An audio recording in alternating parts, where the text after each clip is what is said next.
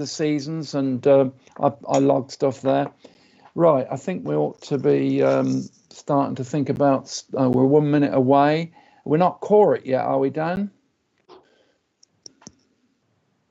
I think we've only had 3 apologies as well, haven't we, Dan? Dan's on mute.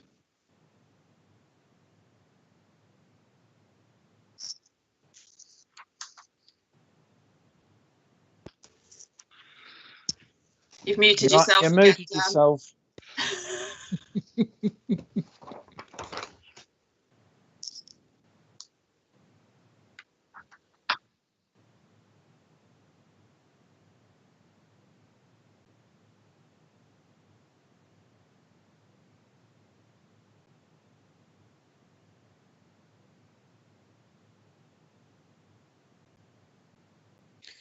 Well, we were more than core in the last couple of meetings. It's good morning, Matthew. It's I just hope we stick to that, you know, because it's we certainly managed to get some energy in this program, and I just want to keep it going. Personally, I think this has all got to be ramped up, not ramped. You know, I think we're going to need more engagement. But we met separately with Birmingham, and we've got another meeting planned with Birmingham. So and I'm really pleased about that. So we're getting going. Right, it is 10 o'clock.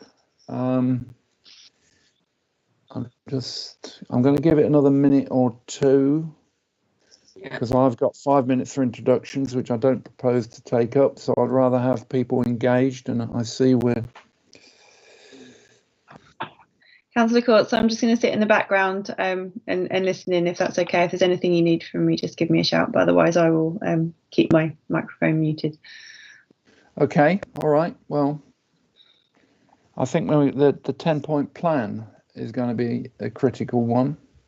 One of the first items, because there's quite a lot happened even since we issued this agenda, and.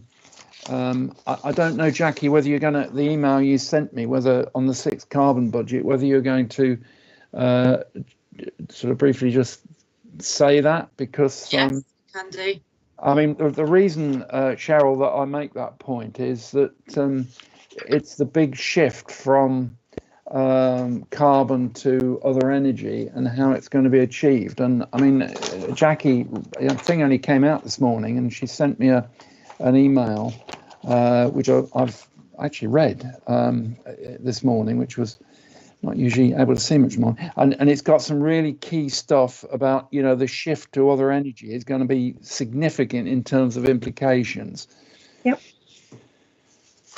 Yeah. Any discussions as necessary? I'm inclined to start, as we're 2 minutes beyond, and there's quite a lot to do. So welcome to the meeting of the Energy, Environment and Energy Board.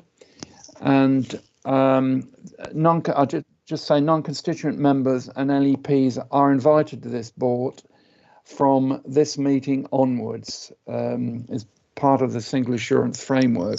And I'm pleased about that. I mean, certain things, particularly with LEPs involved, because I know from the GBS LEP that they have taken one of the papers that I saw go through was about integrating the environmental agenda, and I call it that, although it was referred to as a low carbon agenda, with it more closely within their whole programme. And I think that's a great thing, because I think you know, this whole agenda needs engaging and incorporating with all of the activities of the CA, which is what we do in Solihull, rather than just treat it as a work stream of its own. It's so so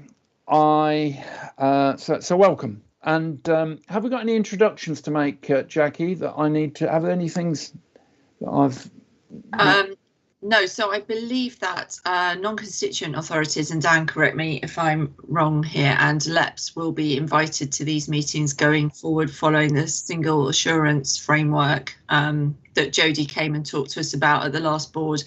The LEPs are currently deciding on who they want to send as representatives, and I'm assuming non-constituent authorities were invited, Dan.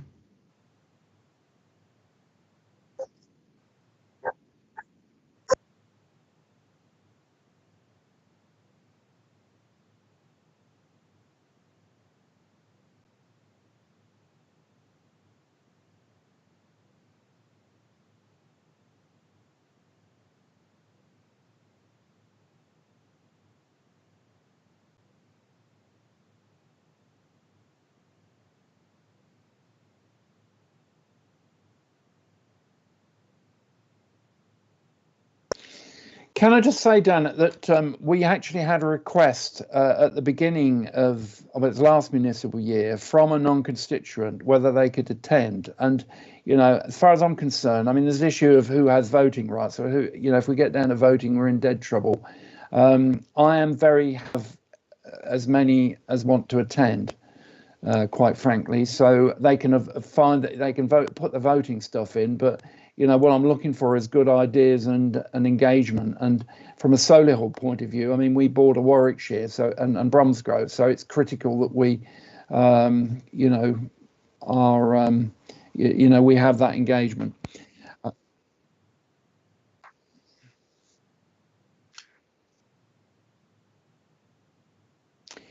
Okay, right, pressing on then, I'm going to get through some of the items. The first is the minutes of the last meeting. Has anybody got any issues with them? Right. Oh, God, yeah.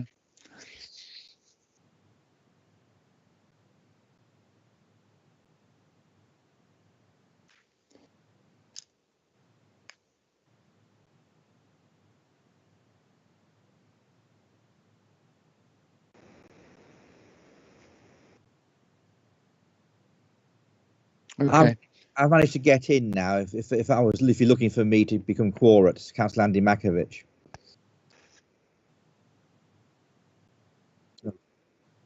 I don't think two from one constituent can count. Thank you, Dan. I sort of merged our pre-chat on apologies with the meeting, which is bad of me. Right, minutes of the last meeting. Any observations? Are they correct? And I'm thinking that in terms of matters arising, they'll be picked up during the meeting.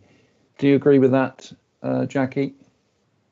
Yes, the main action on us was around the natural capital item at the last meeting, and we've got an item on this agenda to pick up the actions from that. Okay, fine. I see no other hands. Tell me if I've missed them, but I don't see any. So I want to get on now to the next point, which is 10-point plan for green industrial revolution. Now, I put this on the agenda because I thought it was extremely important, and I've seen comments from various people from the CA, and Matthew, you've made observations as well, and this is down for me, but I just want to make a few observations of my own, and then I invite discussion. We've got 10 or 15 minutes for this, but I think it is one of the most important things, and it's also couples with the 6th carbon budget, which has been published today, and we can just touch on as well. I think my opinion of the 10-point plan, you know, the Boris plan, is that it's a great signal for ambition, and it's a great issue, you know, leadership initiative. And I think we need to welcome that. And there are some good points in it that we can capitalise on. And examples of that are, I mean, obviously things like the gigafactory in the West Midlands is one of the key things. So from that point of view, I think it's very good. I think there are issues that a great emphasis being played on, things like offshore wind and things, all of which is good. But the challenge for us in the West Midlands is how do we capitalise on that 10-point plan for British and West Midlands industries? And how do we actually engage with the, you know, get commitment from the public as well? And I think those are particular points, and I think we've got to think about that because it's not easy. But there certainly are opportunities. Ed has done a paper on it. Is Ed on? I can't see him actually. Yes, I'm here. Ed, do you want to just a couple of comments on the how you see the 10-point plan relevant for the CA and the region? Yeah, very happy to. I mean, I think as you've just said, it's a we need to kind of just put it in its big context. We have a UK government that is actually making a fuss and a big push around the importance of a green economy and seeing green issues and the environment and the economy together, seeing them as one rather than two separate things, and not seeing the environmental agenda as something which is necessarily a cost to the economy and a cost on business. So I think that's incredibly important and timely. As for the 10 points themselves, there's a briefing note that actually Jackie and colleagues pulled together, which addresses each of the 10 points in turn and addresses some of the specific opportunities for the West Midlands, of which there are many. But I think that we do need to be a little bit concerned because there are issues that are, if you like, implicit rather than explicit in terms of what's being said. So, for example, for all it's called a green industrial strategy, or and it points towards a green industrial revolution, in actual fact, a lot of it and a lot of the money that has subsequently come via the spending review has been really a focus on investment in coastal regions and technologies where we've actually got less competitive advantage, things like offshore wind and hydrogen, rather than the industrial opportunities that we've got ourselves. For example, sort of decarbonisation in the Black Country, or stuff around the decarbonisation of heat, or the industrial cluster work, for example, that we've got. So we need to just be kind of mindful that despite the language, it might not all be pointing in a direction which is entirely helpful for the West Midlands. And then the second thing is that it's fairly, well, it is national in its approach, and I think it's fairly oblivious to the possibilities and the opportunities of a more decentralised approach to addressing climate change. And I have to admit, I haven't had a chance at this point to look in detail at the 9th carbon budget and what's being said in that. But again, I think the opportunities for local and regional contributions, the opportunities for a more devolved approach to a green industrial revolution are not considered, I think, as well as they might be. So that's where I'm just sort of suggesting, great on the face of it, but we need to be a bit cautious as to exactly how this is going to unfold in the weeks and months ahead. It's the application, as I see it, because I mean there are good stuff like action on buildings, efficiency standards, greener buildings, in other words. There's reference to things like, green public transport, cycling, walking. Well, transport is certainly an issue we can engage with in terms of greener transport. I'm afraid I'm slightly more sceptical about the feasibility of cycling, walking is all very well, but that requires modal shift, and that's another matter. Zero emission vehicles, I think, is the emphasis put on those is massively important. And the natural environment is important, and we touch on. But on the other hand, in terms of business opportunities, they're not really there. Matthew. Yes, I want to make one quick point before I do that. Just to say, I want to echo what Ed said around this is an opportunity. There's a real danger in this sector that it becomes confrontational between the environmental worldview, which can exclude industry, and the industrial worldview, which can kind of exclude the environment. So it's really positive that this 10-point plan begins to try and steer the way between that, but it does have a rather strong energy perspective, which is neither.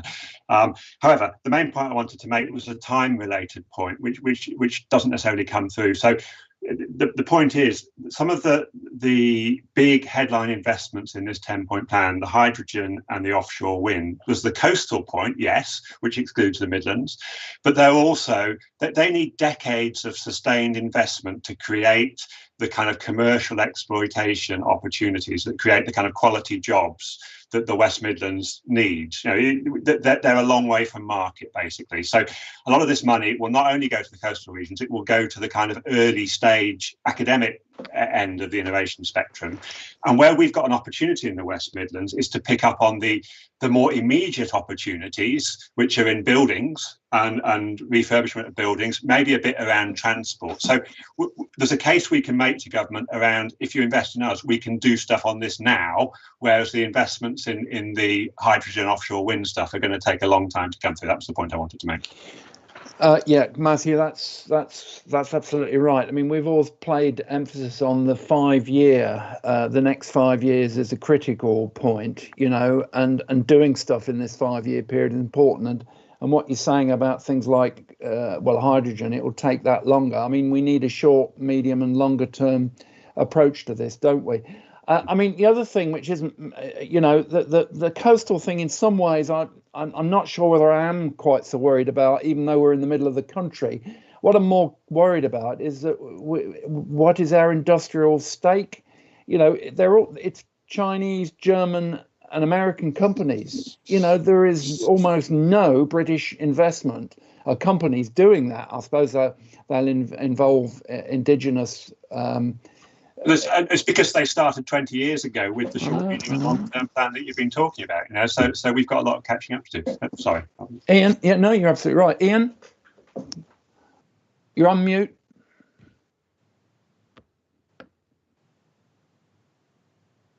You're still up. That's it. Good morning, and thank you. I do apologise for that. I agree with Ed and the last speaker, without a doubt. And you know, Matthew, talking to people over from Norfolk recently, and they got one of the largest wind farms out there in the world, but they weren't getting, the locals were not getting the benefit. They were complaining that they got all these unsightly Danish manufactured wind turbines, but locally it was going straight through their environment, and they were not allowed to benefit from what they were putting up with. And I think that needs to be addressing. Also, we were looking at the G5 masts the other day, and I was informed that were made in Thailand.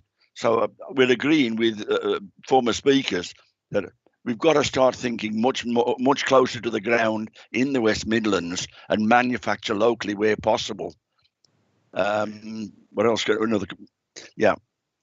You know, often when it comes to manufacturing, the mindset in London has very little knowledge of manufacturing, and they avoid it where possible. And we've got to alter the mindset of the planners and the people who take the decision further south in the country. We need to manufacture it far more locally. That's my point. Thank you, Ian. We're in danger of all agreeing with each other here. I'm going to take Andy and then Cheryl. Well, actually, we're agreeing with each other, but I think there's going to lead up to what we do about it. Right, Andy, then Cheryl.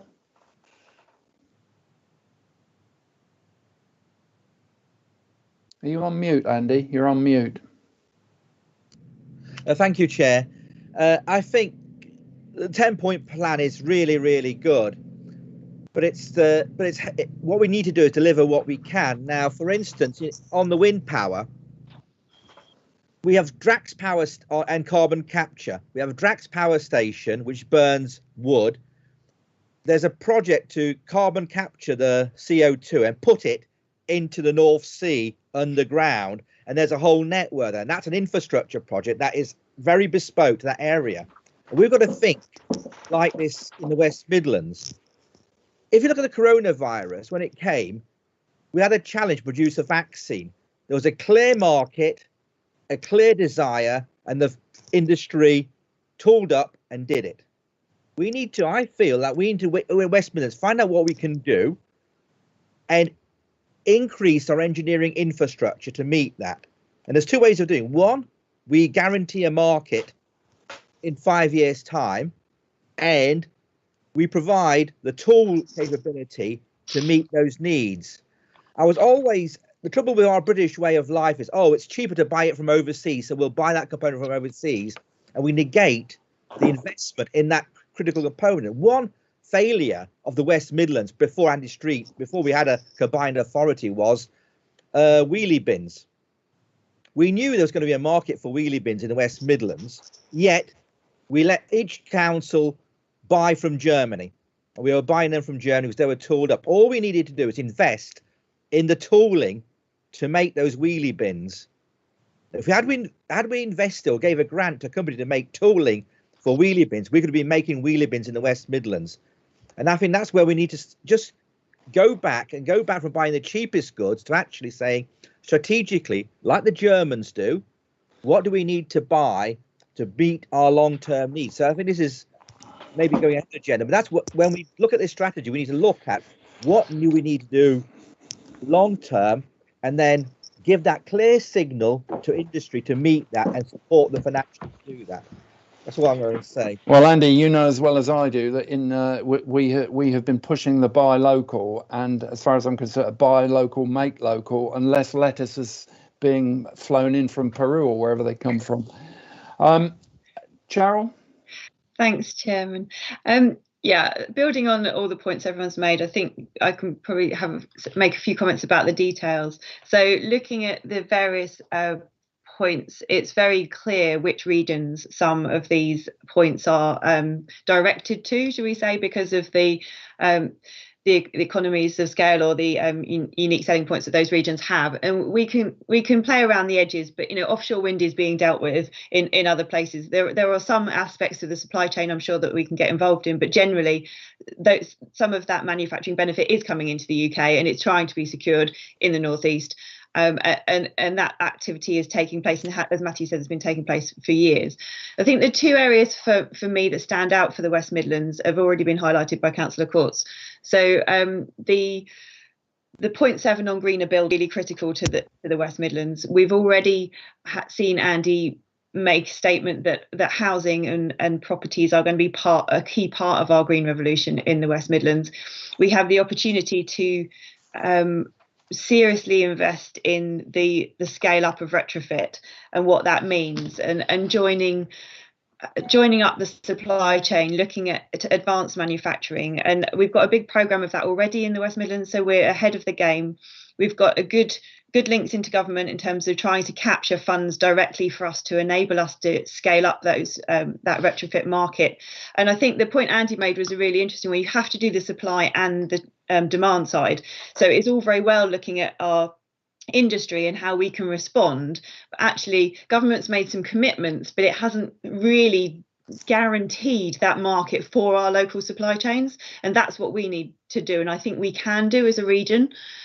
So I would say there's a huge opportunity in terms of building on the work we've already been doing, the political situation we've already got, and the skills that we already have in the region around greener buildings and retrofit. And I would urge the focus on the retrofitting as well as the new build that we already have some capability and some focus on. So I think that's a huge area of opportunity for us. Equally, the transition to zero emission vehicles, we've already talked a little bit about the potential hooks around battery manufacturing in the West Midlands. But there's a lot more to it than that. There's a lot of money coming out of government now, and I think that's the other thing to focus on in terms of Matthew's point about what could we do now. There's a lot of funds coming out for both the building retrofit and the electric vehicle transition. And so being able to position our history and our location as assets that will enable us to capture those funds and bring them into the region, I think is really important. So there's a couple of areas there that we can definitely build on. We already are, but we just need to be making that case again and again and again, so people start to recognise the West Midlands as the place that some of these things are being driven. The bit that's missing for me is government recognition of the smart local energy system approach, which they've been funding through innovation programmes, and the Midlands has three of those. The West Midlands has three of those trials going on here. So we've got a lot of expertise in how buildings, transport and the energy system can connect to save us money and to make that transition cheaper and more effective. That hasn't really been picked up through this 10-point plan, and I think it's an area where we can continue to talk to government about how they take their innovation that they've funded through to the next business as usual, and it brings together the built environment, the transport environment and the energy environment, which is again a unique kind of selling point that we have in the West Midlands that we can use. So there's just three areas there, I think, in terms of the detail, that would be really great to get the regional story straight nationally. Thank you. Thank you, Cheryl. Very good. I think, Dan, Ian, you've still got your hand up, but do you want to speak again, or is it a residual hand or legacy hand? Okay. Can I suggest how we deal with this? We've had Jackie sent to me an email on the 6 carbon budget has been published today, and links into all this. And she's listed various 4 items, actually 4 key steps where she sees that this 6 carbon budget can be met. And I'll say what they are. It's take up of low carbon solutions, expansion of low carbon energy supplies, and reducing demand for carbon intensive activities, land and greenhouse gas removal. So there's 4 headings, and then there's various subheadings under that. We haven't got time today to deal with all that, but Jackie, could I suggest we send this round? Would you be when you're happy with it? Because I know you haven't done a final analysis on it for a start. Yeah, yes? So the 4 key points there are literally ones I just lifted from the site as the things that the Climate Change Committee's site as the things that they have pulled out as the main recommendations. But I will go through the report and do a briefing in the same way that we did with the 10-point plan, and I can circulate that definitely. And in terms of briefing, and this is my next point, is one of the things I think we've got to get better at is the messaging and the campaigning and everything. You've got politicians around the table, and you know, and we talk to others. And I think it would be helpful to have, you know, a 10-point, well, call it a 9-point plan, or a list of stuff, what we as the West Midlands want to see to maximise these initiatives. You know, we've expressed some of them today, but in very, you know, simple manifesto type language. I just think we need to do that to get, and you know, to make it clear and simple. And you know, if you can't do it in a series of say 9, you know, it can be 8 or 9 points, then it's too long. And I think that will be helpful for us to convey the messages to others. Yeah, and I think the item we have coming up from WSP will help us start to do that, Councillor Courts. So see if you think that is going to help with what you've just suggested. I think it will.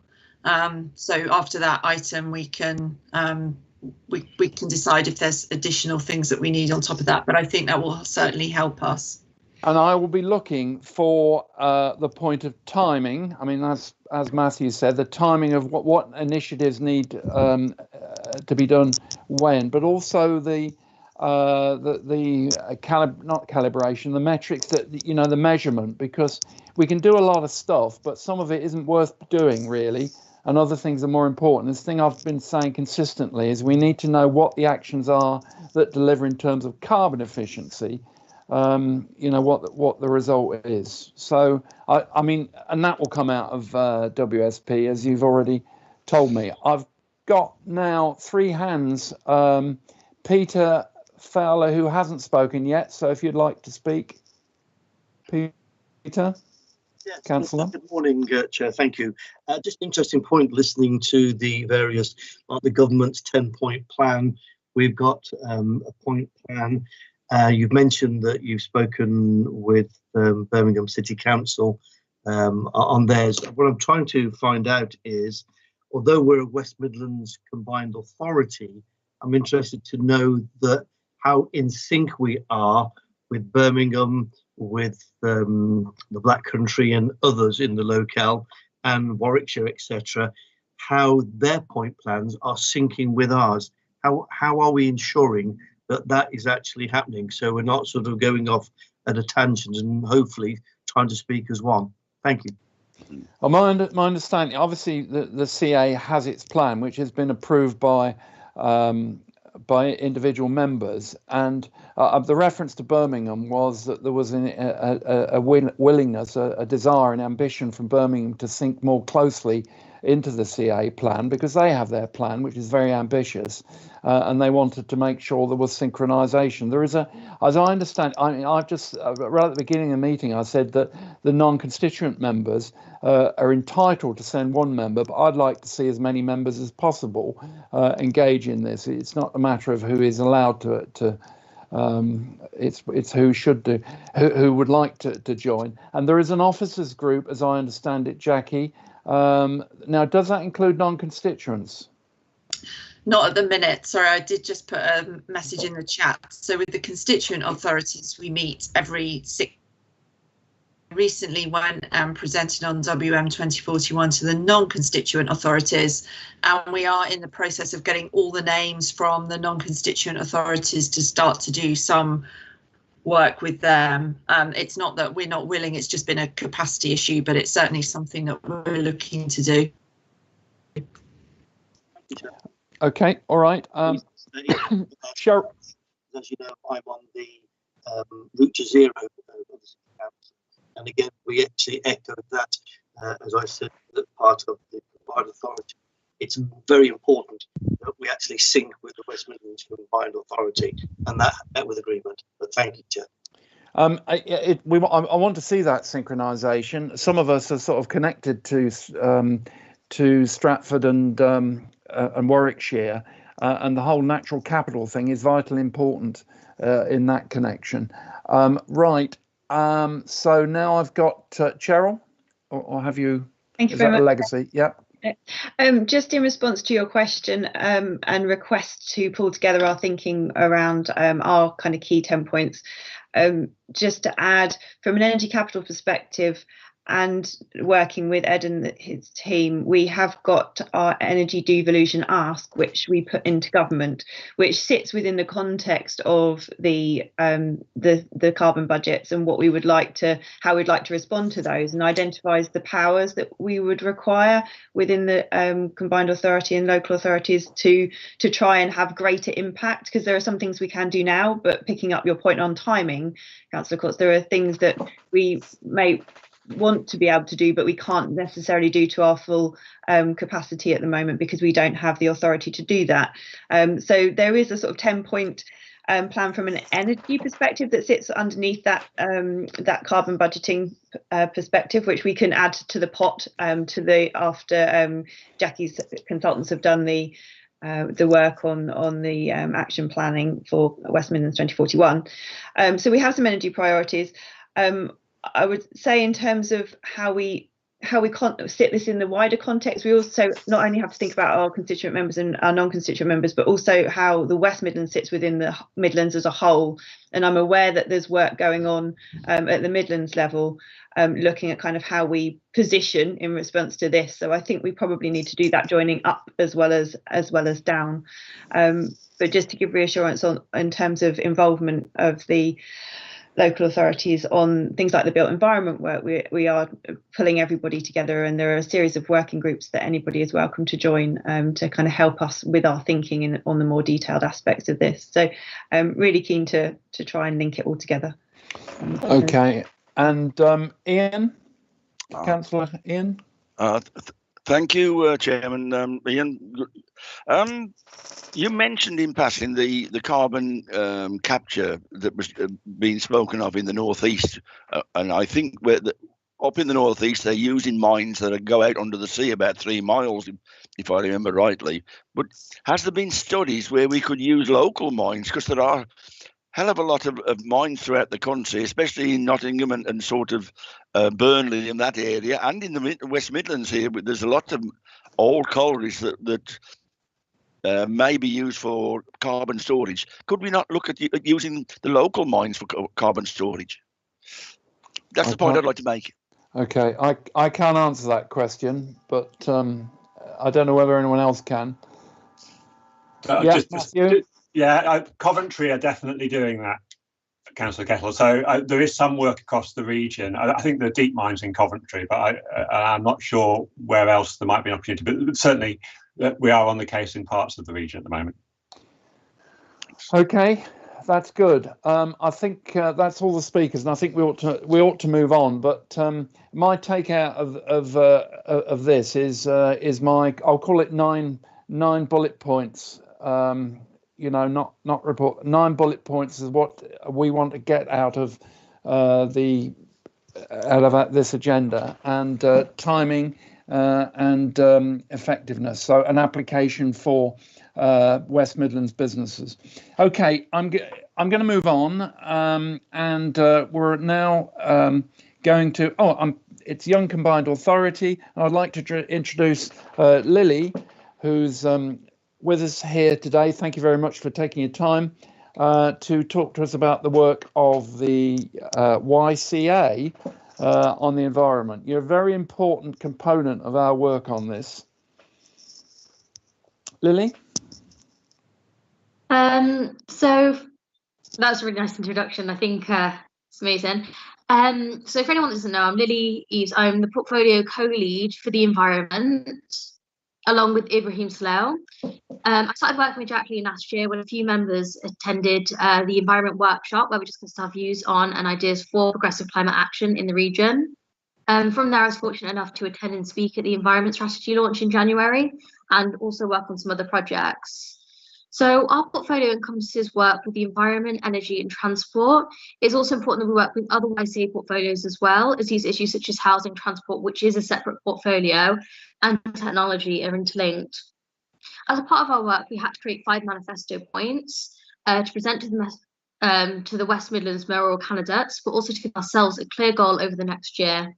To create these points, we consulted with Combined Authorities Environment Committee and Councillor Courts, and we will continue to work with them in the future to ensure our goals are achieved. Ultimately, however, our priorities were created based on what we as a portfolio believe would be essential for young people entering into this envisioned green future in light of the educational and career challenges brought about by this pandemic. And we are confident that these plans are compatible with the environmental plans for the WMCA area. So our manifesto points are to 1, campaign for low carbon and carbon neutral transport and for more charging points for electric vehicles across the region. 2, introduce sufficient environmental awareness education through workshops, campaigns and online events. 3, have direct access for young people to careers created by this emerging green sector. 4, get the YCA to make a counter-sin pledge and enable others to do the same. And 5, ensure there are quality green spaces in low-income areas to improve biodiversity and mental health. For our first point, we thought this was especially important with the 2030 ban on fossil fuel vehicles to instill in young people that there are realistic and affordable transport options, but not entirely erase the option of driving, as it will be impossible, especially as there is an expected rise of 3.2 million licence holders between the ages 17 and 24. Secondly, high standard environmental education is key to not only enable young people to make environmentally conscious decisions, but choices that are also effective and well informed, and to dispel the myth that there is one type of environmentalist. With the promise of a green industrial revolution, especially considering the industrial heritage of the West Midlands, it will be a benefit to young people to open them up to this green sector, which can be done through talks with universities and companies and give them guidance as well. And this fits in as well with Councillor McGarrity's point about training locally. The 4th point proposed creates this authenticity and accountability to the YCA pledges, as we are putting the onus on ourselves. And finally, with the pandemic, we have seen unequal impacts based on factors such as income and race. And it's been shown by the World Health Organization that urban green spaces can have a positive effect on mental health. So I think it's important that we start there. We've already been in contact with the communications team on taking forward a counter-sin pledge for the YCA, and we'll be discussing ways to get others, specifically young people, involved, so we can create lasting, sustainable behavioural changes. Recently, the YCA made a statement in response to the Prime Minister's 10-point plan, where we expressed our support of any and all progressive climate policies, but also our concerns over how achievable and effective these plans are. We will also support the Combined Authority with the work they do to achieve our collective goal of becoming carbon neutral by 2041. So if you have any questions, please feel free to ask them and I'll do my best to answer. Okay, that's wonderful. That's concise, that's crisp and exactly to the point. And I do have a question. I've got a couple of comments, and can I thank you for that. That was brilliant. I like the what you say about integrating the agenda with all portfolios, and it's one of the things that I'm concerned that we don't have. Well, I'm responsible for environment, therefore, the transport, which is the biggest item, doesn't have a very strong environmental thing to it. It must do, as does everyone. Also, the awareness and education. When we drew up our climate change action plan in Solihull, we had 6 points, and one of the most important was awareness and education. In fact, we do quite a lot with schools. We have school forums to discuss this sort of agenda. In fact, we've hosted a couple of model climate change conferences where people take the parts of different countries and debate and so on. Those are brilliant to watch. But I want to ask you a question, and that is, when we did the consultation on hashtag 2041, what we found was there are a sizable minority, and often vocal, who say they're not interested really in the environment. They don't really believe it anyway. They're not going to do anything, and it's all a waste of time. Now that sizable was of the order of 15%, possibly, Jackie, 20%. Okay, out of not a large number of respondents, but it's still vocal. And I get emails now from someone who says it's all a waste of time. The only important thing is the economy and all of that sort of stuff. Amongst young people are generally seen as being very pro-environment, very into it. Is that true, or do you also have an environmental, a lot who really don't care? I mean, I sort of worry about, litter and stuff being thrown down, because to me it's not about low carbon, it's about the environment, biodiversity, pollution, litter and the rest of it. That's a long question. No, that's fine. As a young person myself, I'd love to say that all young people are really passionate about the environment, same level as I am, want to do everything they can, but I think that's just not true. I think a lot of people do think that they have a great impact, and they're kind of stuck in this kind of rhetoric of the 90s of reduce, reuse, recycle, which isn't as effective as we'd like it to be. And because they think they're kind of the most progressive generation, that just by kind of doing these little things that they're doing a lot. And I think that's where we're kind of stuck at the moment. And we definitely have people that care about the economy more and don't see the point. And a lot of people have got in this almost dystopian view of this we can do now. It's too late. Let's just live with it. Let's not try anymore. But hopefully by introducing these projects, we can create a space where even if people aren't actively trying to be environmental, they are reducing their carbon footprint in small ways anyway, through things like transport. And I know different countries are banning single-use plastic, so it's becoming another thing. People will have to live a more sustainable lifestyle.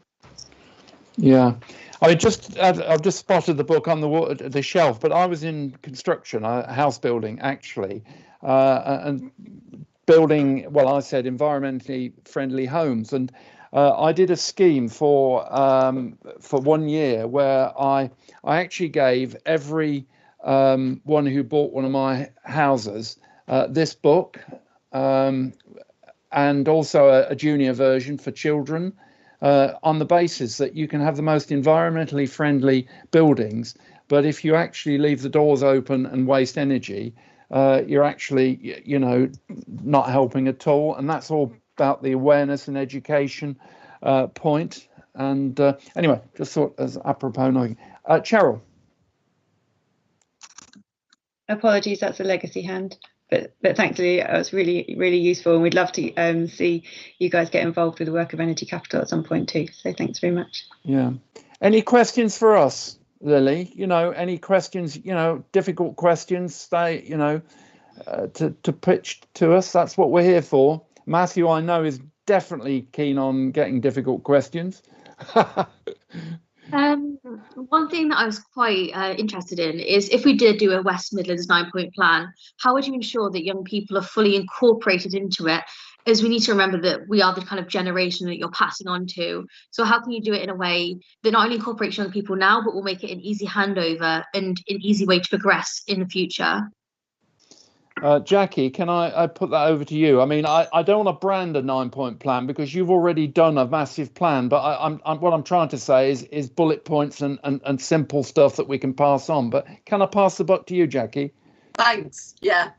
mean, So, Lily, I think we're really keen to maintain a working relationship with you. So as we build the plan, we'll work with you and Ibrahim to make sure that you know, you're also able to review and comment on some of the things that we're putting forward, if that's okay. And we can arrange a separate meeting with you and other people that are interested from the Young Combined Authority Board. I know you're the co-chairs, but I'm guessing that there are also others on the board who are interested in this.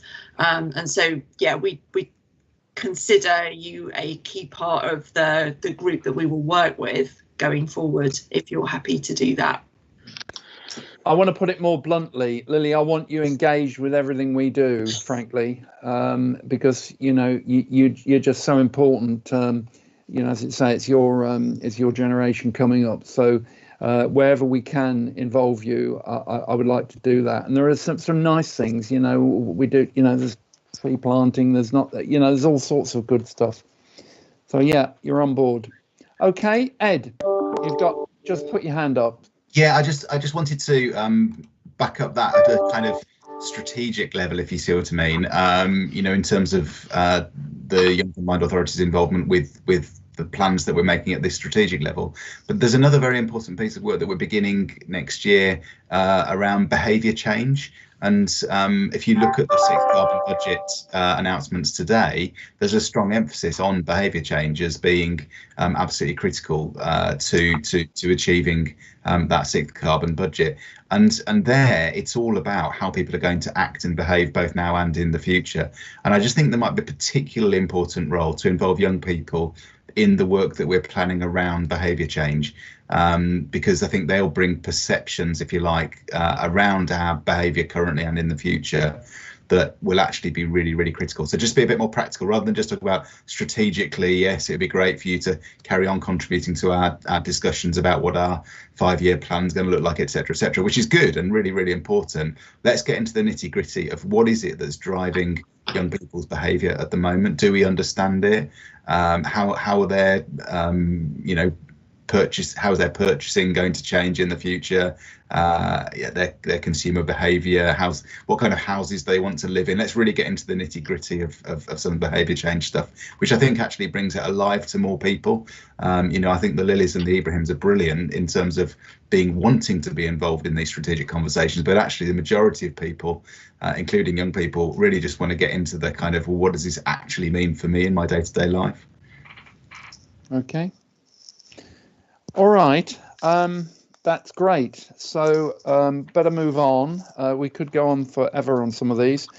Thank you very much, Lily. That's great. We'll see you again. And I don't know whether you're able to stay with the rest of the meeting, but please do if you can. I'm now going to go to 5-year plan.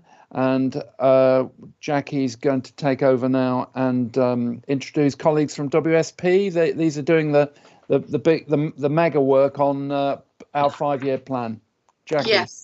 Yes, that's right. Thank you, Councillor Courts. I see Barney has joined us from WSP. So we brought an item to the last Environment and Energy Board that introduced this piece of work. And just to reassure people, and picking up on Councillor Fowler's point earlier, we have been working very closely with the constituent local authorities, particularly around the development of this plan, very conscious of the fact that everybody is also developing their own plans and has their own targets. So there's been a huge piece of stakeholder engagement around the building of this plan. WSP are just coming to the end of the modelling, and so Barney is going to share where they are up to and some of the interventions that are coming out as being key for us as part of this first 5-year plan. So Barney, can I hand over to you? Yes, you can. Yeah, morning everyone. Hi, and it's good to see so many familiar faces. I'm just going to share my screen. And I apologise in advance because I appreciate some of you have seen some of what I'm about to say before, but I'm going to skip pretty briskly through the what we've been doing and get to the results, which is hopefully new to everyone and of interest, and then I can I can take any questions and input then. So yeah, to remind you, we're developing the 5-year plan as part of this WM 2041 plan to be net zero by 2041, broken up into 4 5-year chunks. So we're doing the first 5-year plan, which is 21 to 26. So as a quick reminder where we are today and where we need to be, we're about, the region emits about 11.3 megatons of CO2 emissions, or did last year. And now we need to reduce that by over 60% by 2026 and then to zero by 2041. So pretty steep decline trajectory. The sort of more practical stuff on where we are today, almost all our homes and commercial buildings still use fossil fuel heating, which needs to change. The deployment of solar on roofs, which has big potential, is very, very low. Electric vehicles, although they're growing rapidly, are still less than 1% of the fleet. 3/4 of our homes have a poor energy performance rating, and we've got over 5 terawatt hours of heavy industry using gas, oil and coal, and these all need to change in that time space. So we've been focusing on what needs to happen in modelling, which is what I'm going to show you the result, but we're really also rapidly moving in parallel into what that means for jobs and skills for the region, which I think Lily was mentioning earlier, and also who's going to deliver this and how are they going to deliver it in terms of cost and so on. To analyse it, we've broken the net zero goals into 5 sectors: domestic, commercial, industrial, transport and land use, and then an underlying system management piece. And I'll show you some of that in a moment, trying to get to the results. The kind of things we're looking at, as I say, things like tree planting, electric vehicles, building retrofit, active travel and mode shift, and even reducing travel, solar roofs, and then heavy industry has its own particular challenges. So what we've done is we've taken into account everything we know that's going to happen, or sorry, everything we are confident is going to happen due to government policy. So, for example, government policy on minimum energy efficiency standards. We know our electrical grid is changing and cleaning up rapidly, which is great news. We've also got lots of announcements happening, annoyingly, just as we're doing the modelling around phasing out fossil fuel vehicles, for example, so we know that's happening. We've also spoken, as Jackie said, to lots of local organisations and local authorities, so we've incorporated goals where they're relevant to this. So we try to capture everything we know is going to happen into our business as usual, so everything we're looking at is additional.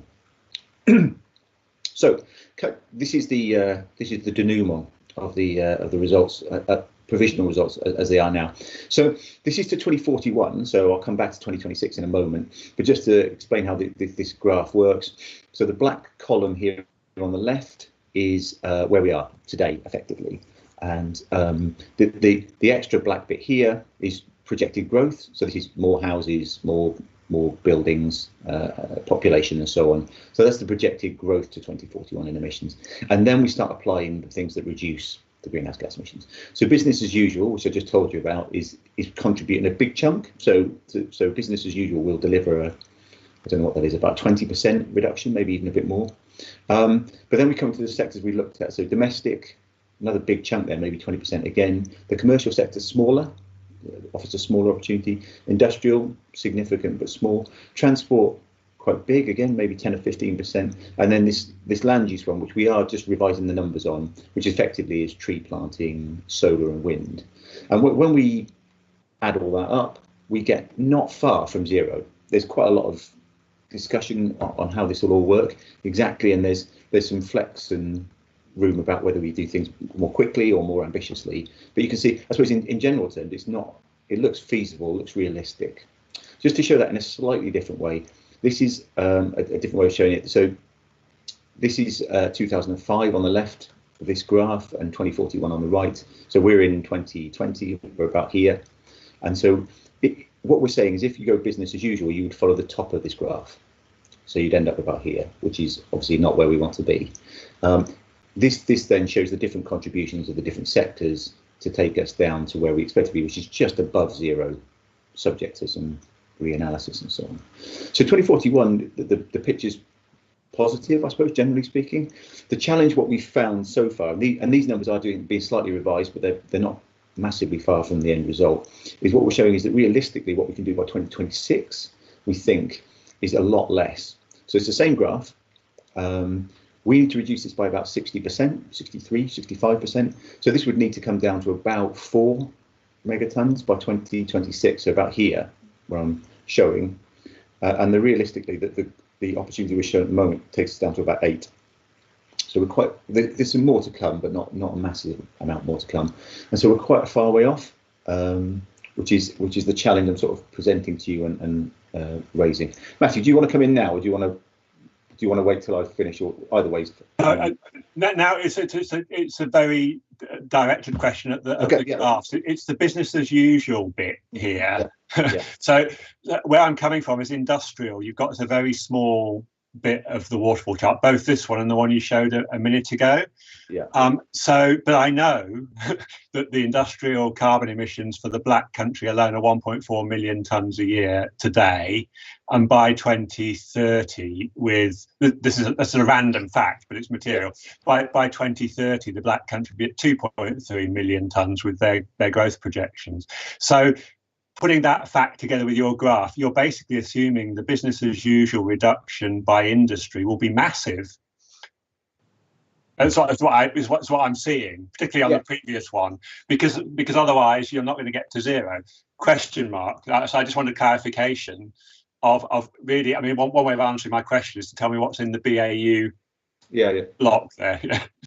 Yeah, so it's a good point actually. So I can't quote the numbers I haven't seen the numbers you've quoted. I think business as usual, to give you a quick example, does include things like decarbonisation of the grid and decarbonisation of transport systems, which would have a material impact on that industrial end use.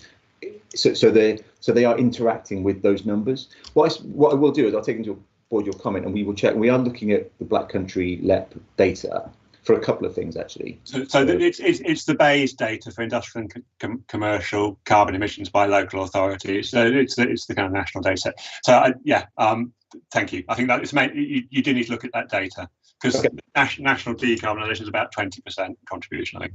Yeah. Okay. Point taken. Thank you. But yeah, so for 2026, we've still got quite a large gap. Because of this pathway looks low, but actually 2041 it's fine, but we need a steeper descent to stay on budget in our carbon budget. So just to put that into in a yearly basis, so that the carbon budget is the black line. This is where we need to be, and at the moment we're showing the orange line. So there's quite a substantial gap on where we need to be in these first 5 years. What our modelling shows is you catch up later on, but it's too late to stay within the budget, and that's the challenge we're wrestling with now, with internally, but also with the combined authority. So the way Jackie can perhaps speak for me. We're happy to share this with you, and that Matthew, people like yourself have obviously got great insight into some of this stuff. What we've done is for each of the goals we've been looking at, and this is just an example. So this is basic domestic energy efficiency as an example. What we tried to do is give a description of what we've done, and then these different ambition levels. And we'll assume the medium is the starting point, and then we're trying to show the different savings by 2026. Look at funding and finance, delivery, and jobs and skills, which we'll probably ignore for today. But we're happy to share this in the next week or so, and some feedback on this would be great. So if people are saying, you've missed this, like you're saying, Matthew, if industrial growth is bigger than we're expecting, then we need to model that in. So that's what we've done, and there's about 16 of these different goals around all sorts of things. So it's renewable energy, transport, industrial, hydrogen, and so on. And then, so just to finish off more or less, I think just as an illustration, in a sense, we're not hitting target by the looks of what we're showing, but it's still pretty staggering what we're talking about here. So just to illustrate that, so this is 2026. This is 5 years away. 350,000 homes on low carbon heating, which means heat pumps.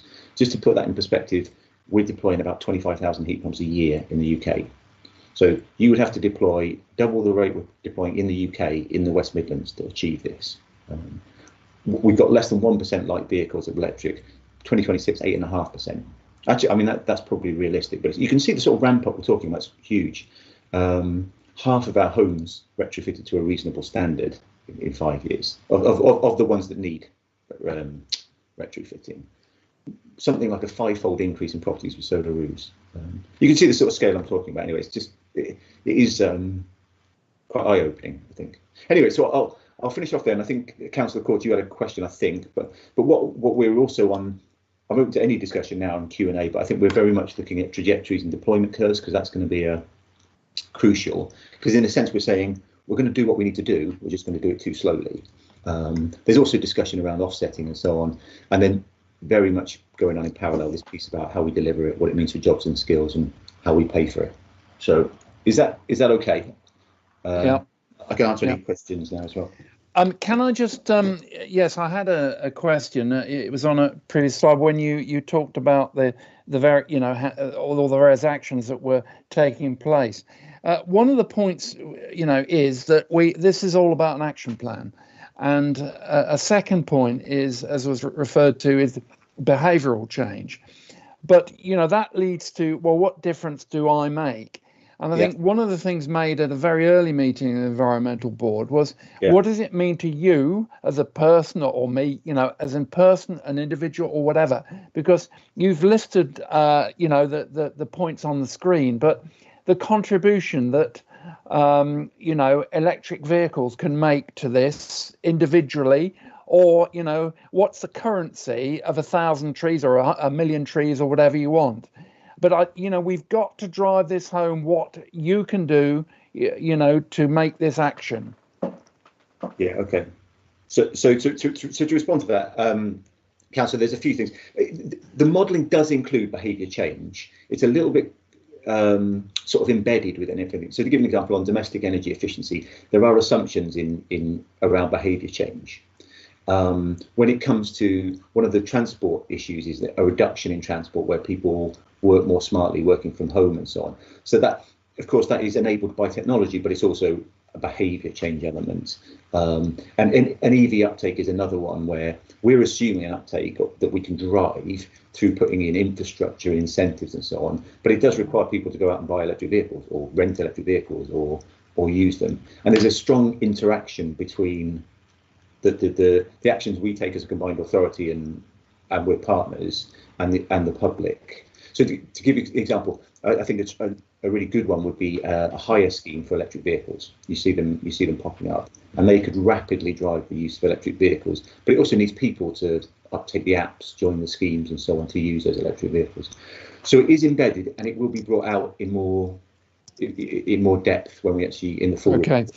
What I'm, is what contribution am I and 100,000 people making if we buy electric vehicles? And because what we're going to know is some of these points of action plans, some will work and we'll do better. And I think EVs is one where we can actually do better if we handle it right.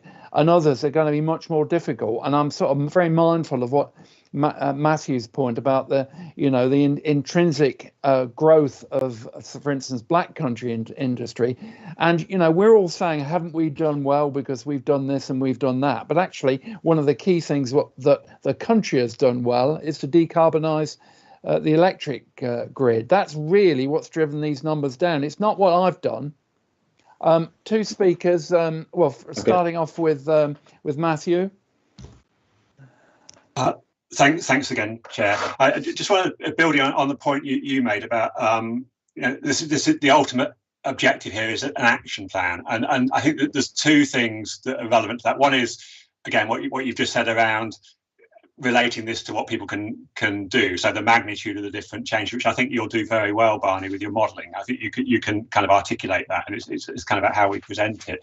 But the other bit that seems to me potentially missing here is around how easy some of these things are, or the relative ease of actual implementation. That we on the same side, for example, you've got solar, which is really easy to do, actually, technically. You just stick them on roofs, or planting trees, and then you've got industrial decarbonisation, which is a massive challenge and involves complete reconfiguration of factories and people's jobs and livelihoods, right? And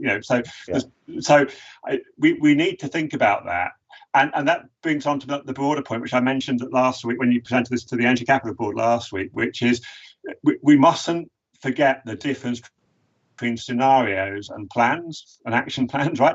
And this is a really powerful scenario here that really gets the message, I think, across, or could be used to get the message across about what needs to happen to make this real, and there's multiple scenarios actually, and this is probably, if we do this properly, this will be the best scenario for the West Midlands.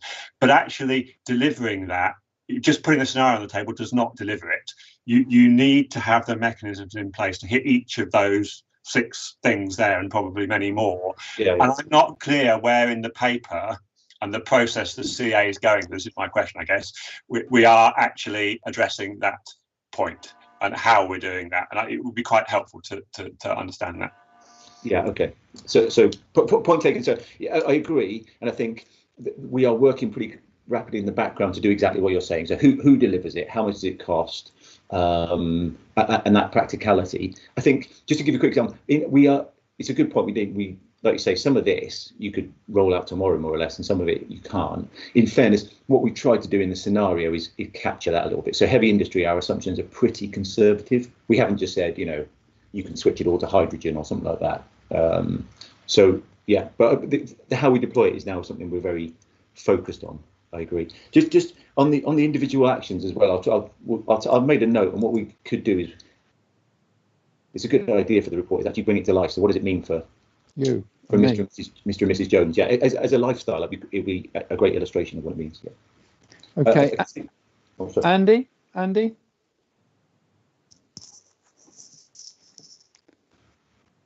You're on mute. Yeah, thank you. Yeah, I think it's a great report, and I think it highlights the challenge. And the elephant in the room is energy. And as as a chemical engineer, why does industry use fossil fuel? And the simple reason, it's powerful, i.e., you can create a lot of heat very quickly by burning gas or oil, and maybe to some extent coal. To replace that with something green, you either got to go for green hydrogen or electric. Now, electricity is a great challenge, because if we in where I live, my village went electric, we'll need more substations. We'll need bigger copper pipes, copper cables to do it. And so we must, the fundamental success is creating the energy infrastructure, be it hydrogen or electric, to power this and allow industry to decarbonize. Now, furnaces can be electric, and they are electric in certain industries because it's convenient, but they generally are gas because of the need, the power and the availability. What you don't want is like a manufacturer to be told by the grid company, sorry, we have to ration you your power because we can't produce enough quickly enough. And that's why people go for gas, because there's enough latent capacity in the gas grid to allow you to power up. So I think we mustn't shy away from the hard question, is our industrial strategy in terms of energy, and how we're going to generate that energy in a green manner, and how we're going to get that energy to our industry by creating the energy infrastructure. And that's an opportunity for work in the West Midlands, because we have companies in the West Midlands that make copper pipes, make copper wires and stuff. We need to get that going, and that's the fundamental. Andy, what you said will be music to the ears of Matthew and Cheryl, because they'll say, well, until we get effective energy devolution, planning and a fair means of paying for new infrastructure, we'll never get anywhere. Is that right? I think absolutely right. You preempted my comment, Councillor Courts. But yeah, I would also add that there are some really exciting new ways of doing things which are alternatives to building substations as well, through the smart local energy system work that I mentioned earlier, and they also create lots of jobs. We've got startup businesses looking at flexibility markets and all those kind of things, which would be really good for our economy to support the engineering side, and we need the engineering expertise in that area of the market too. So really keen to flag the new bits as well as the traditional bits. I think you're right on smart metering, but that's just playing at the edges. No, not smart meters. Sorry, Andy, definitely not smart metering. I'm talking about integrating heat, transport and electricity as part of the process, where you do balancing and that kind of thing. So let's keep away from smart metering. A much deeper kind of integrated energy system approach to some of these, which would reduce the need for large scale investment.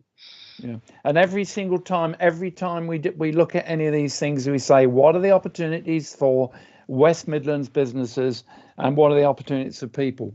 I've got Peter Fowler wants to come in with a question or a statement. Thank you, Ian. Yes, I certainly welcome Andy's comments, certainly about energy companies, and welcome the decarbonising. You mentioned, Chair, about electric vehicles. One question I do ask is, with the number of electric vehicles slowly but surely increasing, but there are issues at the moment where I guess people have to, at the home is put in the charging point, and also if you've got electric vehicles, it's also meeting the demand which will come for charging points out in cities and other locations. The other question is on housing with Matthew, is that again, it's opportunities and jobs. You would think that on new builds that you've been into, Ian, is that economies of scale. We alluded to about solar roof tiles or roofs, and we did actually ask some months ago about a report from university or somewhere about roof tiles, which you yourself was quite interested to know about. But I'm just thinking potentially with new builds, economies of scale should be possible to incorporate solar energy into the roof, and also EV points. As I say, it's economies of scale. On the tree side of things, you're seeing lots and lots of groups coming forward now, putting places to plant trees.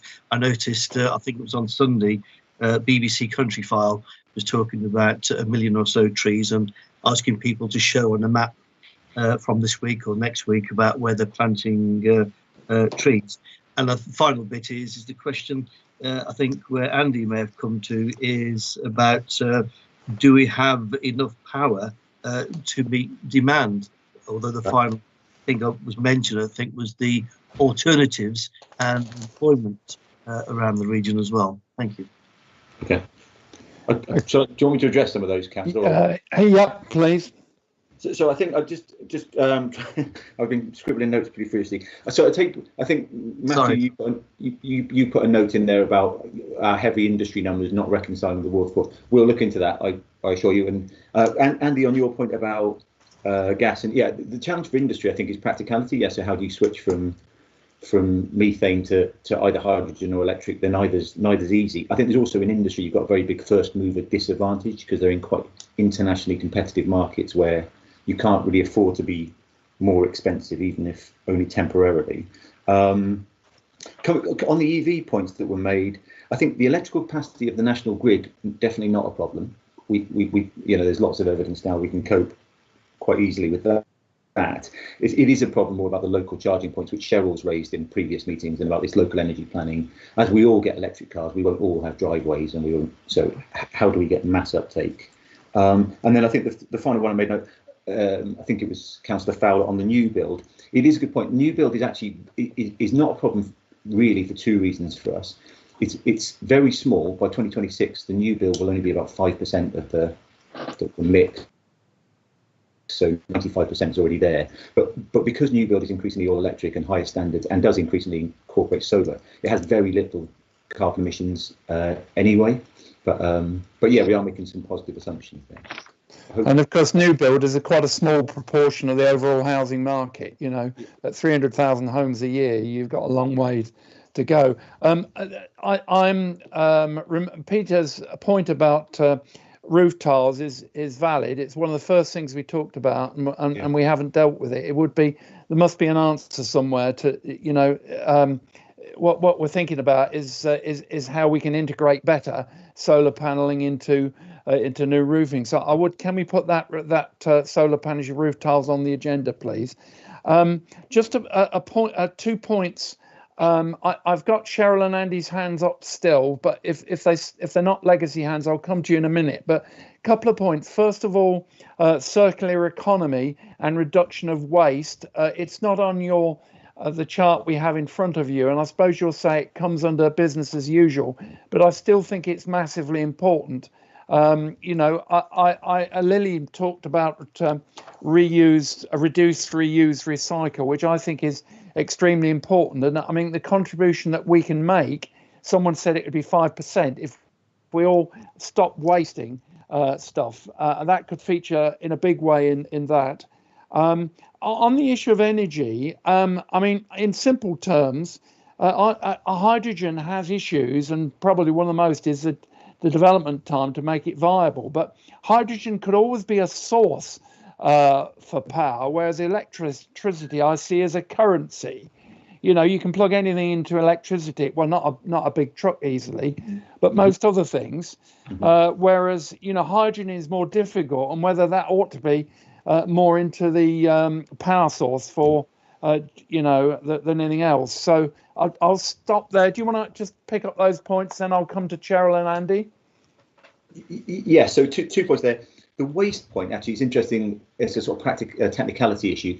The emissions from waste aren't really captured in the national BEIS methodology that we use, so they don't figure in the calculation methodology. I think we are talking about the energy from waste plant that's proposed for Tyseley. I think that's right. I think I might be wrong, but I think that is involved in our proposal. So we are looking at that, but it is perhaps a weakness that the waste emissions aren't picked up in terms of greenhouse gas emissions. I was thinking actually waste in terms of not wasting resource. I mean, obviously there is waste to energy, but I was just thinking about, look, you know, how many lights do you really need on? It may not be important anymore.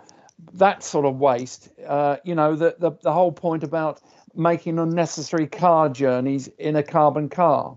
Oh, sorry. So some of that is picked up in energy efficiency in the buildings, and some of that's picked up in transport behaviour change. Yes, and then your point about hydrogen.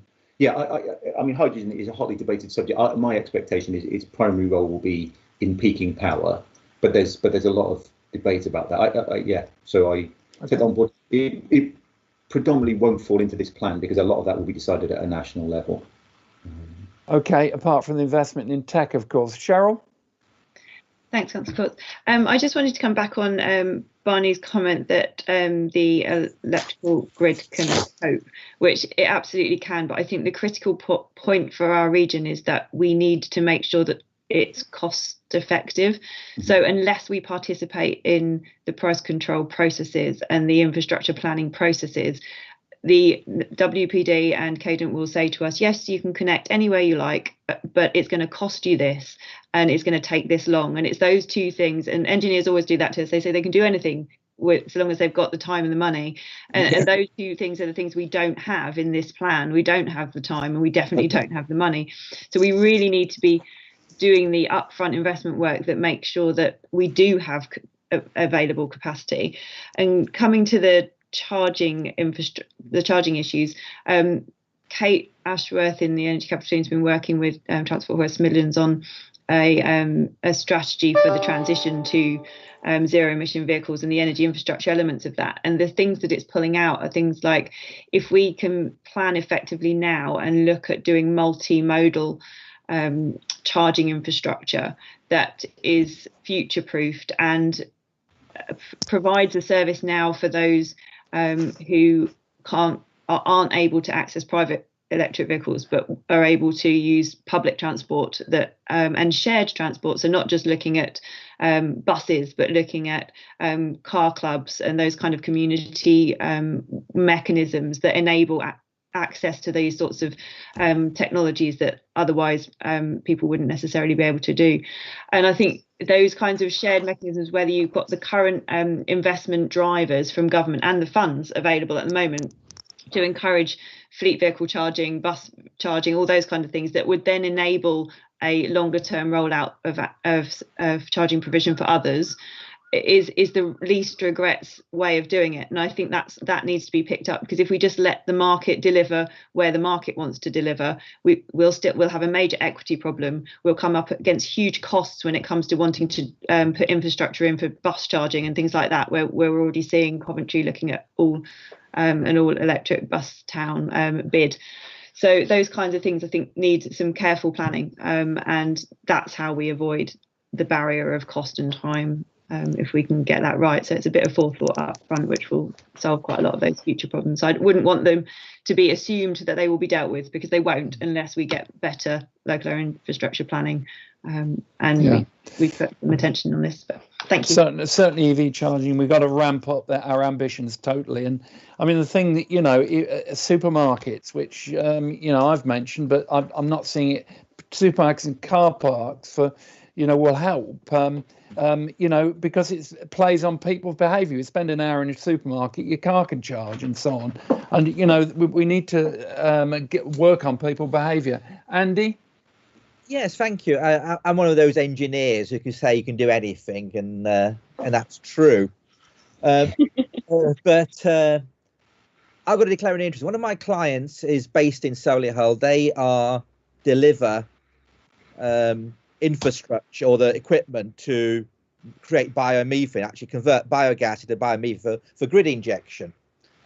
That's a very high capital investment. The way it's paid for is that the government or the Treasury basically pay for every meter cubed of gas a fee to the provider, and that fee is more than the gas is worth, but it pays off over 20 years, pays off the capital investment of the plant.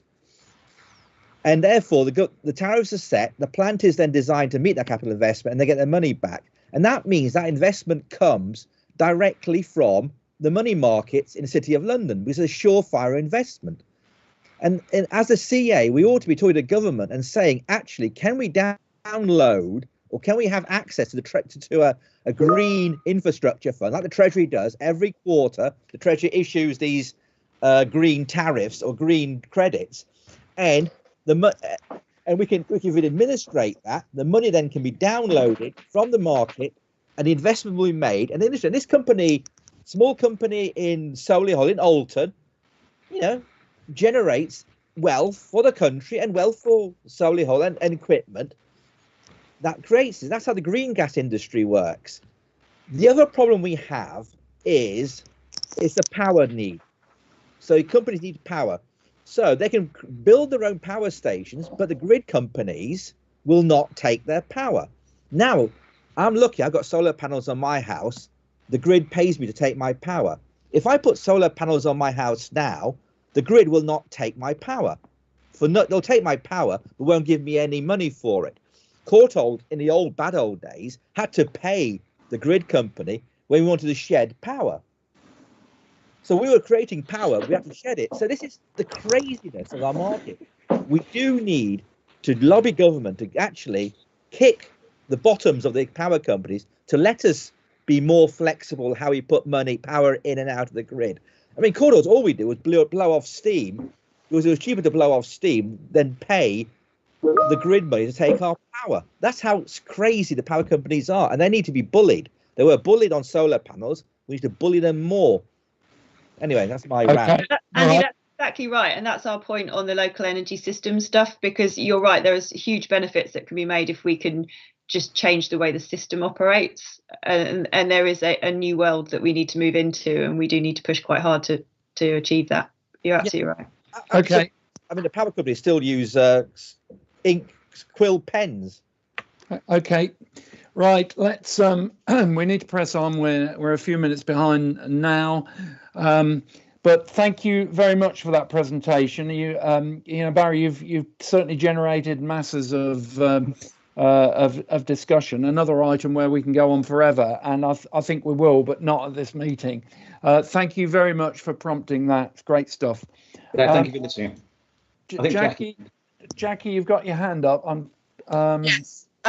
So, Councillor Courts, one of the recommendations for this paper, and the plan will be going eventually, hopefully, to the Combined Authority Board in February. It's on the forward plan, is to have just a 1 hour additional meeting of this board to give people the opportunity to actually comment on the draft of the entire plan ahead of it going through that process, if that is something people would like to do. We didn't want to not give you the opportunity to comment on the whole thing once it's been put together.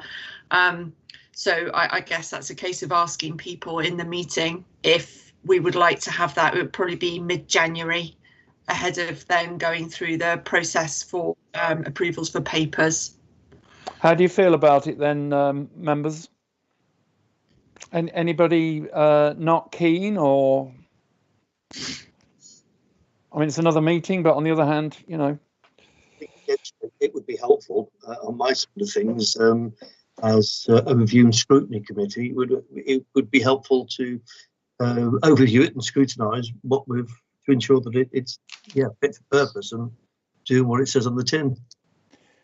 Okay, I mean, I think we should do it. I mean, they're also, you know, we've got 3 apologies from key partners, Coventry, Warwick, Walsall and Birmingham, who aren't here today, and it'd be good to have them engaged with it if they can come. So I think everybody seems to be on side. I'm trying to keep my eye on the chat, but I don't think there's any anti-chat on this. So, right, okay, we'll run with that. Okay. Thank you, Jackie. I'm going to move on to what I regard as a massively important topic, which links very neatly in, which is business pledge. And Richard Rees is going to pick up on this. Are you, Richard? I am indeed, Councillor Courts. Just asking Barney if you could stop presenting so I can start. Although that's a very good slide he left on. I've sort of got it imprinted in my brain. Stop. Thank you. Okay, thank you, Barney. Can everybody see that? I'll pop it into present mode. Yes. Yeah. Okay, thank you. So I'm just providing an update today on the emerging West Midlands Net Zero Business Pledge, which is being developed. So just to give you a bit of a history and forecast on what's been happening. So in July this year, the idea of a business pledge was raised at the Mayor's Economic Impact Group. And so during the summer, the Combined Authority engaged SWM Sustainability West Midlands to support us on that pledge, because they've got such a vast network in the region, already linked in with businesses, doing lots of good stuff, lots of good guidance as well. So we're working with SWM on that. We held a couple of workshops with interested businesses in the region, and I'll give you a slide in a second to show you who's been involved. And we had some discussions with local authorities in October. So to present day, we're finalising the pledge at the moment, producing the content for the website so it can go live in early 2021. So some of the different businesses that have been involved as founding partners, so ranging from the small, so Federation of Small Businesses and some of the local chambers, right through to the likes of BT, Severn Trent, universities and councils. So the aim of the pledge, as we see it, it's really to start to try and bring everybody in the region together. So we obviously recognise that this isn't something that the Combined Authority or local authorities can do on their own. We need to engage businesses, and some of this stuff, as I say, has been going on through the likes of SWM, and local authorities have their own networks as well. So we're trying to bring this together. And for businesses, the real benefit here is to position themselves as leaders in the net zero carbon economy. So we've spoken about some of the significant opportunities for the region in this space. We want to bring those to the fore and make sure people do see them as an opportunity to reduce their environmental impact and costs and prepare businesses for climate change impacts. So the way that we'll do this is through a pledge that's going to be hosted on the West Midlands Combined Authority website that signatories can sign up to. So we're working on that wording at the moment. This is all sort of in draft, so welcome comments on all of this. There are 4 steps to the pledge. The first one is the main one, and that's to commit to reduce carbon emissions to net zero by 2041. And there will be practical guides and tips that are relevant to different industries and businesses on this, so that it's tailored to the audience. And the second, third and fourth steps are all opportunities. So working with others in the region to unlock commercial potential, acting as net zero ambassadors, so helping them, helping the region talk to both their clients, but also their employees, and also highlighting challenges to us and to others about how we can tackle the net zero transition together, because it needs that collaboration, but to unlock some of these really difficult things that will take place, particularly around things like industry and business that need the collaboration.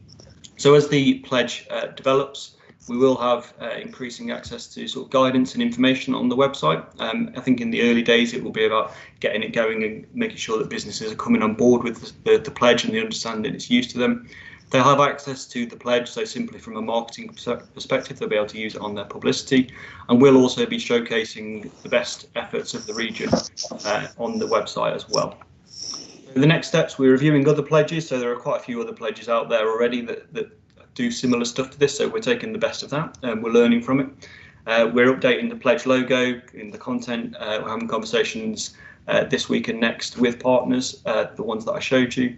There's a marketing comms and launch plan being developed, and as the pledge grows and develops, as I say, it will evolve, and we hope that there'll be accompanying programs linked in with partners, and others are already offering their time and expertise to help us with that. And we expect that there'll be a self-financing program with sponsorship and funding. And of course, we need to link this all into what we've been talking about this morning in terms of delivery programs, so that it becomes real, and it's about what can people actually do and providing practical steps and helping them get involved with any funding and delivery. So the recommendations in the paper that have gone to the board are two recommendations. So firstly, to ask for your support in the development of the pledge, and to help us actively engage in the promotion of it once it goes live. But of course, feedback is welcome on all of this, and welcome discussion. Okay, can I kick this off? And a couple of observations, and it'd be quite handy to keep to see on the screen what businesses are being asked to do, simply because that's what I'm going to comment on. Are we just talking about carbon emissions here? Because if we are, well, I think it should be broader than that. You know, there are things like what do you call it? Reusable plastics. Now that might be a difficult one. There are also issues about biodiversity, engaging in natural capital programs and stuff. I'm a firm believer that we need to tackle more than just 2041. But the second thing is slightly contradictory to what I've just said, which is you've got a heading there: commit to reduce your carbon emissions to net zero by 2041. Some are doing it by 2030, because there's one in the chat line about Liberty, but there's also people that can't do it. The building industry is extremely difficult. Some are doing it by offsetting, and I think offsetting is something we ought to more actively engage with. But you know, we really need a pledge that brings people on with the spirit and flavour of these environmental programs, rather than something that they say, well, I don't really want to do that because I can't actually reduce my carbon, or I can't do something. So I'm saying, on the one hand, can we make it wider, but on the other, can we make it less, you know, more engaging and more inviting to people, like the supermarkets, you know, EV people. If we could get that, you know, supermarkets as a generality to put EV charging points in their premises, you know, that would be a major step forward, and also in people behaviour. Right, that's a long question, but. Sure. I mean, so the first one about carbon emissions only, so it is wider than carbon emissions. Certainly, I think we went with the net zero by 2041 headline simply because it's our boldest ambition in this space at the moment. We did originally have it as a green business pledge, but we thought, and the feedback from partners was that it needed a bit more teeth and direction. So that's why we kind of called it the net zero business pledge. We could certainly share the pledge commitments that will sit within section 1 here, which are broader than just carbon, and it also includes things around the circular economy and, as you mentioned, the natural environment opportunities as well. So linking in with things like the virtual forest, which, by the way, is launching today. So the other point you raised, Councillor Courts, around the sort of 2041 question. I think that's a good point. We don't want to make it an exclusive pledge, so maybe we need to look at the wording again around that. So we'll take that back to partners as a discussion. I mean, what I was wondering about is, and what we did in Solihull was we linked to the West Midlands 2041, because we thought, well, let's be all in this together. And what ultimately we're looking at is collaboration here. And I wonder if, you know, supporting a commitment to support the, you know, WM 2041 might be better than saying I'm going to reduce my emissions. It might just be a bit more flexible. Yeah. But, you know, you have a think about it. You're the experts in this, but we want more people to sign up on this. And I won't forget my supermarkets. Andy? Yes, sorry to keep going on, but I think number 2, work to unlock regions' commercial potential. When I worked for Courtaulds, we had a factory in Germany, And whenever they innovated, whenever they did anything, they always looked for local suppliers. Who can work in my network to give me that piece of equipment? Whilst in the UK, we were always going for the cheapest, low cost goods, and we never ever considered the local supply chain as much. And I think in this, anyone who signs up to this should actually register their capabilities into a database that CA can do. So when companies need equipment, nuts and bolts, simple things, they can find their local supplier and then grow together and build a more sustainable thing. So I think it's the commercial potential is actually we need to know our capabilities. I'll give you an example. Mackenzie Steel in Aldridge came back from the dead and eventually went bust again because no one in the West Midlands knew what the capability was, and yet they were making copper wire for the French railways.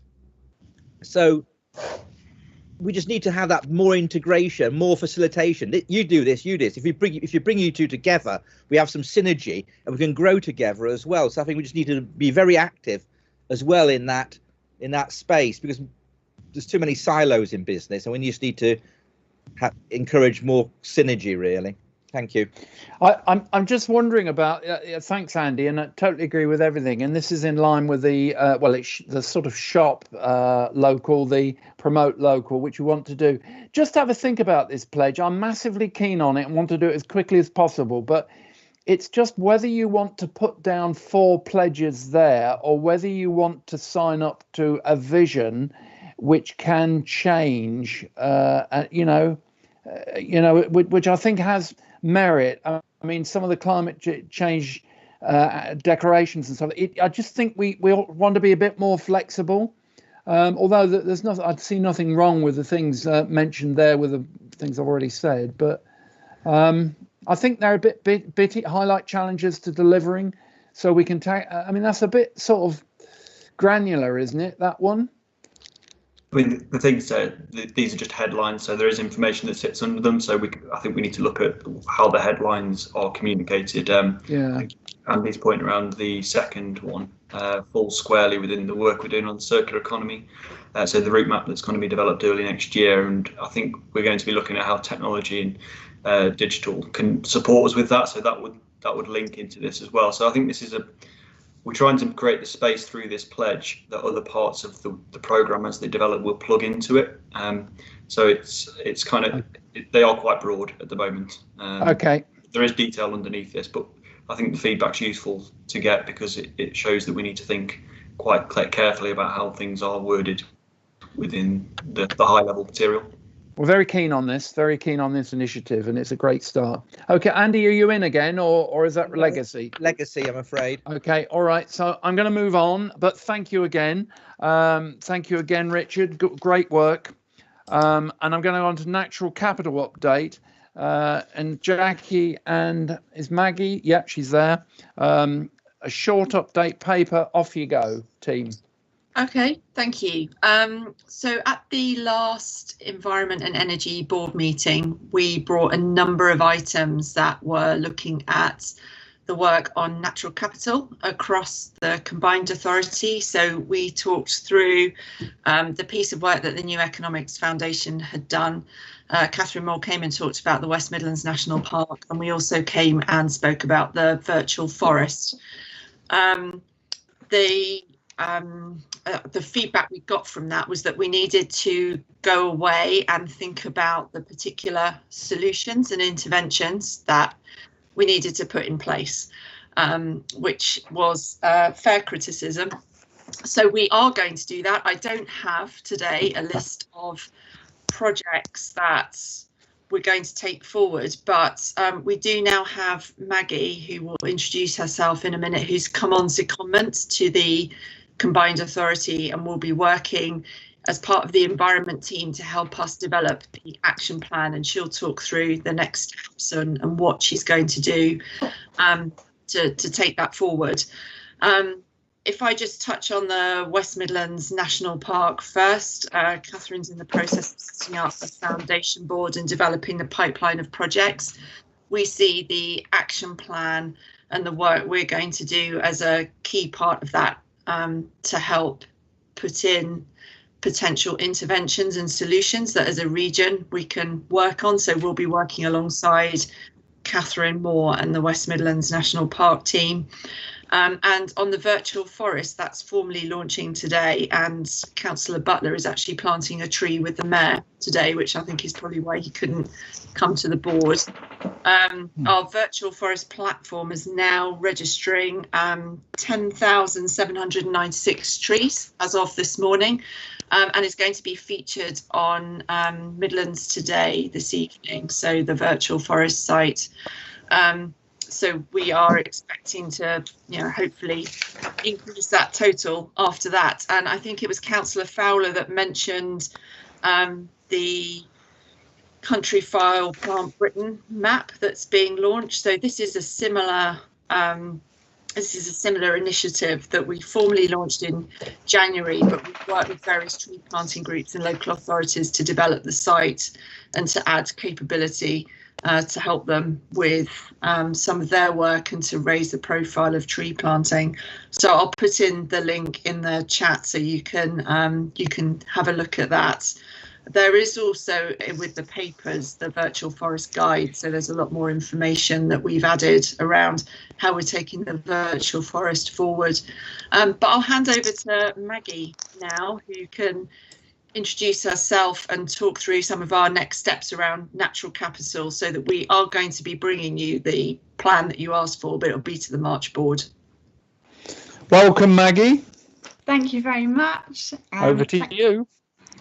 And thanks, Jackie, for that introduction. I'll just spend 1 minute introducing myself and 1 minute running through our action plan, because I think you've had that circulated in a bit of detail. As Jackie mentioned, I'm seconded from Bonnigal Nurseries.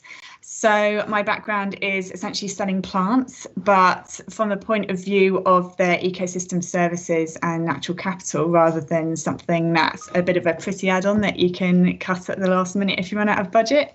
So I do have an industry perspective. I started at Bonnigal 10 years ago, managing R&D projects in collaboration with universities, really. The first one of those was in green roofing. So my technical expertise is green roofing, and I sit on the UK trade body, sort of building up UK industry guidelines on that topic.